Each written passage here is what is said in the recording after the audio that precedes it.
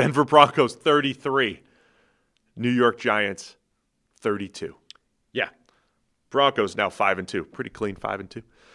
Giants fall to 2-5. There's a lot to discuss in this one. Yeah. So, well, it's one of those games where you could spend an entire hour just talking about the fourth quarter. Like, you almost need to just go paper over what happened in quarters 1 to 3. Let's do that. I mean, I retweeted this out. NFL Memes put out the super fast version of everything that happened in the fourth quarter. I almost want to just they were as a quick reminder, go through just it. To quickly get rid of the first 3 quarters. Like, Dart was playing well. I mean, he had a few really nice plays, 44-yard touchdown. Was avoiding Denver's pass rush pretty well. Like, he wasn't massively efficient. I think he was sort of 50% generally throughout the game, and it was fairly consistent throughout it. But he did make a few really nice plays and did them under pressure, was avoiding it. Looked really good. They were up 19-0 at one point. And then what was the final before the fourth quarter? What was it? It was 19-0 going into the fourth. But then they got up. They got 19-0, and then they got up. It was 19-8. And then they got 20-something to 8. 26-8. 26-8. So it was 19-0 going into the fourth quarter, and the game finished 33-32. Yeah. Denver were shut out going into the fourth quarter and scored 33 points, which is the most.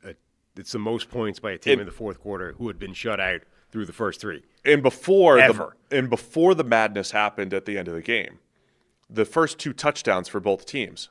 A tipped pass. Each team had a ridiculous tipped pass that was deflected by somebody into the hands of somebody else. The first one that started Denver's comeback was Troy Franklin staying alive and catching a deflected pass in the end zone. Bo Nix tried to hit Cortland Sutton. I'm not sure if it came off Sutton's hands or if it was deflected away by the defensive back. Either way, it bounces through, and Troy Franklin coming in behind that is able to grab that before he goes out of bounds, scores a touchdown. The Giants... It was huge. It was like a third down, a 3rd and 17. Wan'Dale Robinson drops the ball. Like, I don't think it would have converted 3rd and 17, but he drops the ball. Only he drops it, it bounces up into the hands of Theo Johnson coming in behind him, who's then because of the chaos, 2 guys run into each other, and he's then able to take that the distance, and it's a touchdown. Like, a dropped pass turns into a touchdown. And right around that time, I put a little tweet out there. And I said, basically, everything seems to be better for the Giants. Everything looks better. Right. The vibes are so good. Since Jackson Dart I had a similar one. The vibes are so good in New York now that even dropped passes are turning into touchdowns. Yeah. And post-tweet, the Broncos went on a 22-0 run. Yeah. So coming out of that, so the Broncos, it was 26-8 Giants. What I hate about the fourth quarter chaos is that there's no clean narrative to come from it, right? Like, for 3 quarters, I was quite impressed by Jackson Dart. We were saying this was a really difficult assignment. The Denver defense is nasty. Oh, so impressive. And okay. Yeah, in Denver. Yeah, he's only completing 50% of his passes, but for 9 yards or an attempt, and he's playing well in the face of pressure, and everything is good. And okay, maybe you've gotten some luck with the bounce pass and blah, blah, blah. But, I was all ready to be he's still legit. This is another backing up the really impressive performance from previously. And then, his interception kind of starts the rot, right? He has a bad pick. Was it a pick 6? He had a bad interception anyway that kind of started things going. That was south. when it was 26-16, I believe. Yeah. If I have the timeline right. So really quick. The Broncos, let's put up the next gen one, because the Broncos win probability got as low as 0.7%, if you're into these things. And I'm not. All right, cool. I kind of feel like I'm numb to it now. It happens every week? Yes. I've seen too many 0.whatever% win probabilities to care anymore. Well, it was 26-8. They were facing a 4th and 3 with 6:38 left in the fourth quarter. Yeah. They score a touchdown to make it 26-16, and then I think you got the Jackson Dart pick. I might be getting in their defense. That timing. Is pretty improbable. That's improbable. Yeah. And this is the thing. So they're up 10 with 5 minutes left, and Dart has a bad interception that basically, I think, really starts the danger, right? They get a touchdown off the back of that. Then the next drive, Dart misses deep on third down. So now Denver's got it inside 3 minutes, down 3. So we're pretty close. But then you get 3rd and 11. Denver converts. Great contested catch to Marvin Mims on the outside. Marvin Mims had a great game. Nix takes it in. Now you're up 4. And then you get more chaos where 2nd and 14, Dart had Jalen Hyatt deep, missed it again. So that's 2 misses he's had that would have changed the game. 4th and 19, though. Really quick, it is. So the Broncos, I'm just slowing you down here for a second. The Broncos took a 30-26 lead. That's what you're saying. Yes. Bo Nix runs around left end. There's a key block. He gets that touchdown. So it's 30-26 with 51, with under 2 minutes left. But the Jackson Dart stuff specifically, like he's Sorry, had 3 quarters of good football, albeit inconsistent because Denver's defense is really good and he's sort of completing 50% of his passes. But then he has a bad interception that starts the real danger. Denver capitalizes on that. The next drive, he misses deep on a 3rd down. That's a really big missed opportunity. Denver capitalizes again. The next drive again, he misses deep with Hyatt deep, missed that.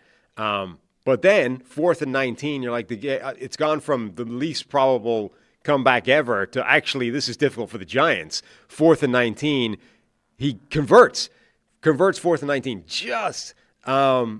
And he gets 15 tacked onto that because he gets clocked as well, roughing the passer.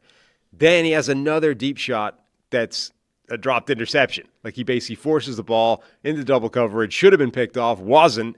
So you're like, well, the game should be over. That should be it. But he gets away with it. Then he gets the ridiculous defensive pass interference call, which looked really harsh on Riley Moss, and they're set up at the 4-yard line. You're like, what am I even making from this?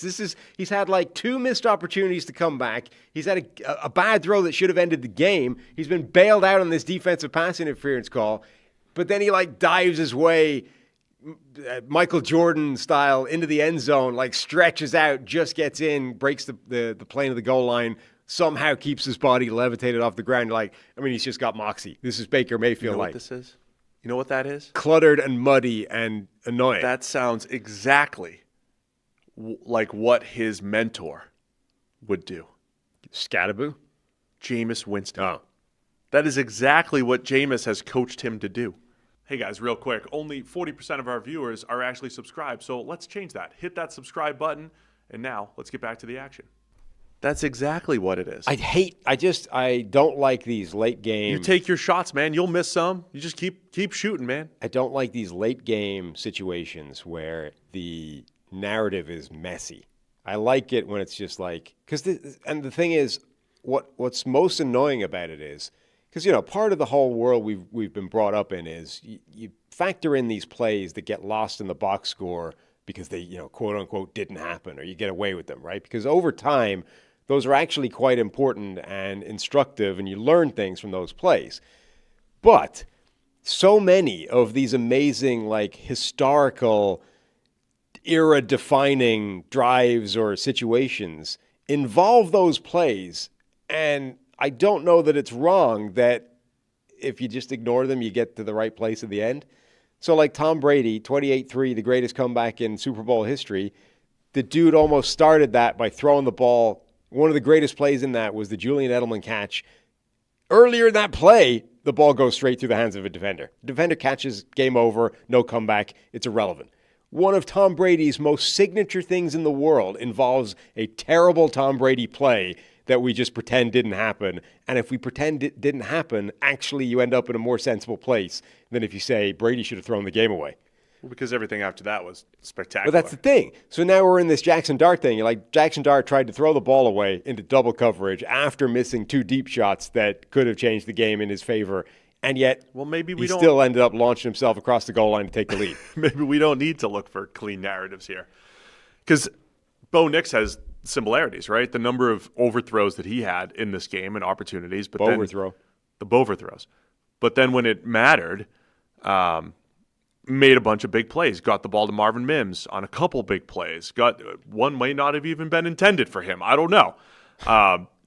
And Bo Nix, can't remember how many tweets I dropped in here. There was a stat that was like he's the only quarterback in NFL history to throw 2 passing touchdowns. Hey, there you go. That's exactly it. Benjamin Solak's one from There Elias it is. Sports.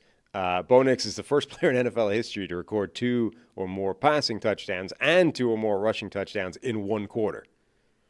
It was just a wild finish. I mean, this was So, this game had multiple instances of this is literally the first time that it's ever happened. So yes, there was a million of them. So the Giants, a couple other key points here in the final game flow. The Giants got up 19-0, missed an extra point early. Jude McAtamney, the Irish kicker, he's missed 2 extra points in the game, did he? Well, yeah, one we'll early. talk about that in a second. Look, I don't think it's his fault. I think it's their own fault for giving him number 99. How do you expect him to kick? 99.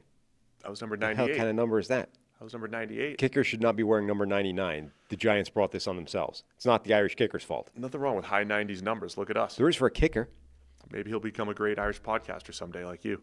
maybe. So, missed extra point. Surely that won't come back to bite.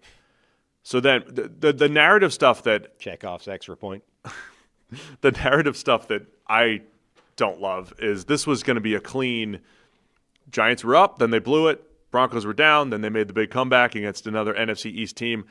But the Giants made a comeback in the middle of it, right? So Dart dives for the touchdown. Great job, Jackson Dart, to go up 32-30. Just need a little extra point here to go up 33-30, and they miss it. They miss the extra point with under 40 seconds left. And in today's NFL, we know that just means a couple completed passes, and you're setting up for a 50-yard field goal. We're in Denver, Yeah. right? So you don't need much. So that extra point is absolutely massive. Don't worry about there's some troll accounts out there putting out what was happening in the locker room and this some fake stuff. Don't buy into the fake troll accounts and what was said in the locker room that was made up. Which is what? Oh, that like Dable was yelling at the kicker and throwing chairs and calling ice on There's him? like this one, the one guy that does a really good job of disguising his tweets as real that tend to go viral. We're getting him deported for this? Probably. I mean, that's what you'd say. So you've got 33 seconds left. Bo Nix hits Marvin Mims for 29, so it's a 2-point game instead of 3. And that's the biggest thing here. Marvin Mims for 29, a neutral zone infraction, and then Bo Nix hits Cortland Sutton for 22 yards. They run up, they spike it with 3 seconds left. Apparently, the real reports out of the Giants locker room, some of the defensive linemen, may have been Thibodeau or Burns, upset about rushing 3 on that play. They were complaining about some play calls. So that sets up the 39-yard Will Lutz field goal to win it 33-32. So the things that needed to happen for Denver, not only scoring 33 points in the fourth quarter, Sam, 33 points in the fourth quarter, but also just having a missed extra point from the Giants to allow all of this to happen. It was one of the craziest games you'll ever see. Yeah. Utterly ridiculous. And so takeaway wise, so forget about the player evaluation stuff on Dart. Like, I don't know, it's going to be volatile. That first touchdown to Daniel Bellinger, like he was wide open behind the defense, but Dart's pocket movement, once again, to That's avoid what he was the really pressure. good at. Yeah, his pocket movement to just get it, to give him the opportunity to get the ball down to Bellinger. It was so impressive against this Denver defense, which has been incredible all year and is coming off the 9-sack game of Justin Fields. It's like, all right, he's doing it again. He had a bunch of really good plays of that ilk. Yes. So there's still, I would say, more positives than negatives for Dart. Like, yeah, you're going to miss you're going to overthrow some downfield passes. When you're trying to make a comeback, you'll throw some into coverage, and like that's you're probably going to lose anyway when you're trying to make a comeback. So that's part of the aggressiveness that you need, and he just took advantage and made the comeback for the Giants, but the defense let him down again. So just a wild game, and then Bo Nix deserves credit, man, for coming back from what he did. I don't think he played well at all early on, but when he needed to throw it up to Sutton and throw it up to Marvin Mims, he made those plays. We already know Bo Nix is a weapon with his legs and, had the 2 rushing touchdowns. So incredible comeback for him as well. Just a wild game. Denver moves to 5-2 for the Giants, man. They could have been 3-4, 3-1 in the Jackson Dart era and going to Philadelphia next week.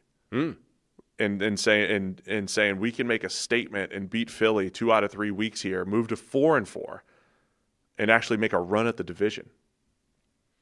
Yeah, like I mean that was like on the table for the Giants here. Yeah, it is. It's definitely a missed opportunity for them. Obviously, given how much they had this game in control at various points. Just bizarre when it's weird because it's one of those games where like pregame, this is how the game should go, right? Denver should win this game. The Giants probably aren't as good as Denver. It's the right result. But when you're 19-0 up and 26-8 or whatever it was, like you should have won this game from the point they had, as evidenced by the fact that it's the most improbable game to go the other way for God knows how long. Since last week, since 2 weeks ago. Since the last time it happened 3 minutes ago. So, yeah, there you go, with the eighth most improbable of the NGS era. So it's a blown opportunity. I mean, you put yourself in a position to get an upset win and manage to blow it at the end. Anything else on Dart? I mean, I love Marvin Mims. I would throw to Marvin Mims more often. Sutton finishes with 6 for 87. Mims 6 for 85. Troy Franklin had the touchdown on the tip pass. It is an intriguing group of playmakers if they could be a little bit more consistent down to down. But Knicks, this is the second time this year now the Broncos have made an incredible, improbable fourth quarter comeback against the NFC East. Yeah, they were down 17-3 against the Eagles and beat them 21-17, and they almost went with the clean sweep. They almost went straight 30-0 in the fourth quarter to win it, but outscored the Giants with 33-6. But also in the fourth quarter to make this comeback against the NFC East team. Also, for the second week in a row, it's Denver saves a conversation about their offense with the way it performs right at the death and the victory going their way. Like the Jets game, like we were so focused on how like Justin Fields had one of the worst performances in history. And it kind of made everyone overlook the fact that Denver's offense was also pretty terrible for almost the entirety of that game, and a game that should have been completely out of sight because the Jets literally couldn't move the ball was actually in jeopardy for most of the game. And then they got the win, so we sort of papered over that. And then through 3 quarters, they had 0 points and they were barely moving the ball. You're like, this Denver offense stinks. And then all of a sudden in the fourth quarter, it catches fire, 33 points, and they win the game. And so, again, we've now gone 2 straight games where for almost the entire game, this Denver offense has looked terrible. And then randomly they catch fire, click to life. Bo Nix makes the plays. The receiving core makes some plays, and we can kind of move on to the next game. But, like, that can't happen for this team to win the kind of type of games they want to win. I mean, the Bo Nix question, I think, is for like a lot of quarterbacks. I used to say this during Jimmy Garoppolo starts. Jimmy Garoppolo would go out there for Kyle Shanahan, always have really good numbers. So the stat people were like, look at his EPA, look at his yards per attempt. He's like 8th all time in yards per attempt. Of course, Jimmy Garoppolo is good. And then the film people were like, yeah, but he throws the ball to the defense twice a game, and a lot of those yards per attempt are on screen passes. But he also does make some good throws, and this is all like within a game. This discourse is happening, and that's the mid-tier quarterback. And the same discussion with Derek Carr. Like, Derek Carr's good. Oh, Derek Carr blew it. Oh, Derek Carr's good again. Jameis Winston. It's like the mid-tier type of quarterbacks within a 60-minute game. If you're a supporter or a detractor, you'll have fodder. And that's been Bo Nix for most of this. If you like or dislike Bo Nix, you'll have plenty of fodder within a game right now. But like him and Dart, I think they both have this aggressiveness to them that they're gonna. And Bo used to have this aggressiveness at Auburn, like crazily, before he toned it down at Oregon. They at least have this aggressiveness where volatile type of things can happen, and you can make these comebacks. And I think that's a great trait to have, and that's why Bo Nix has, I think, been in the middle of these comebacks against the Eagles and in this one against the Giants. He's made some big-time throws when he's needed to, even though throw for throw, you're like, man, I'd like to see you It's just hit a so couple weird. more, like, you know? In the last 2 weeks, they've put up like 660 yards of offense, but for almost the entirety of those 2 games, the offenses look terrible. Yeah, I know. That's just a bizarre. Like, I don't know what to do with that going forward. Anything else on this one? It was a wild one. It was. No, that's it. Let's get out of that game. Thanks for watching all the way to the end of the video. Check the Mic is live every Monday, Wednesday, and Thursday, so be sure to hit the subscribe button so you don't miss a thing. And the all-knowing algorithm is convinced you'll also like these videos, and who are we to argue?